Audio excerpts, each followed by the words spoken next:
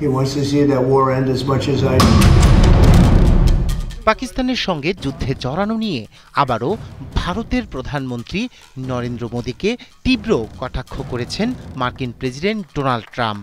একই সাথে পাকিস্তানি প্রধানমন্ত্রী শেহবাজ শরীফ ও সেনাপ্রধান আসিম মুনিরের প্রশংসায় পঞ্চমুখ ট্রাম্প। মোদীকে নিয়ে মন্তব্য করতে গিয়ে তাকে খুনি বলে অভিহিত করেছেন ট্রাম্প। একই সঙ্গে তাকে আবার সুদর্শন বলেছেন তিনি। পাকিস্তানের সঙ্গে মে মাসের সংঘর্ষে ভারতের 7টি নতুন যুদ্ধবিমান গুলি করে নামানো হয়। এটি মোদী সরকারের জন্য একটি বড় লজ্জাজনক পরাজয় বলে মন্তব্য করেন মার্কিন প্রেসিডেন্ট। ট্রাম্প দাবি করেন তিনি ব্যক্তিগতভাবে হস্তক্ষেপ না করলে এই সংঘর্ষ পারমাণবিক যুদ্ধে রূপ নিতে পারত। অন্যদিকে ভারতের বিরোধী দলীয় নেতা রাহুল গান্ধীর অভিযোগ, ট্রাম্পের ভয়ে চুপ করে আছেন মোদী। জেনেক্সে শিফট করো, লাইফকে লিফট করো। এশিয়া সফরের অংশ হিসেবে বর্তমানে দক্ষিণ কোরিয়ায় আছেন ডোনাল্ড ট্রাম্প। সেখানে অ্যাপেক সম্মেলনে যোগ দেবেন তিনি। এর আগে একটি অনুষ্ঠানে যোগ দিয়ে ভারত পাকিস্তানের মধ্যকার 4 দিনের যুদ্ধ নিয়ে কথা বলেন ট্রাম্প। পারমাণবিক শক্তিধর এই দুই দেশের যুদ্ধ তিনি বন্ধ করেছেন বলে দাবি করেন। যুদ্ধ বন্ধ না করলে ভারত পাকিস্তানের সঙ্গে বাণিজ্য চুক্তি না করার হুমকি দিয়েছিলেন বলেও জানান ট্রাম্প। প্রধানমন্ত্রী নরেন্দ্র মোদীর প্রতি তার ভালোবাসা ও শ্রদ্ধা রয়েছে, এ কথা বলেন ডোনাল্ড ট্রাম্প। এ সময় ট্রাম্প আরও বলেন, পাকিস্তানের প্রধানমন্ত্রীও একজন অসাধারণ মানুষ।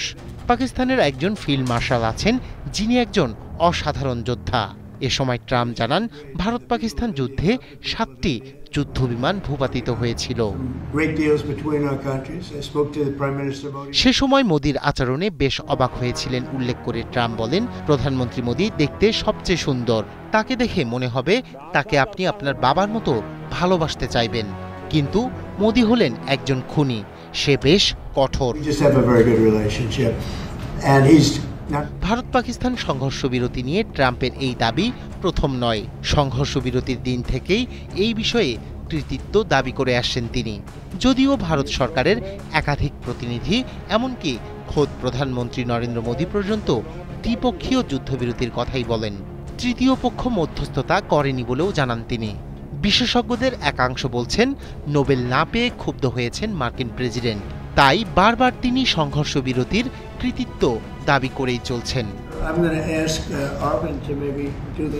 অন্যদিকে নরেন্দ্র মোদীকে খুনি হিসেবে অভিহিত করার প্রেক্ষিতে দেশটির বিরোধী দলীয় নেতা রাহুল গান্ধী বলেছেন, মার্কিন প্রেসিডেন্ট মোদীকে একের পর এক বিভিন্ন দেশে গিয়ে অপমান করছেন, কিন্তু ভয়ে মোদী চুপ করে আছেন। তবে এখন তার জবাব দেয়া উচিত বলে মন্তব্য করেন তিনি। রায়হান কবির শুভ্র, ৭১।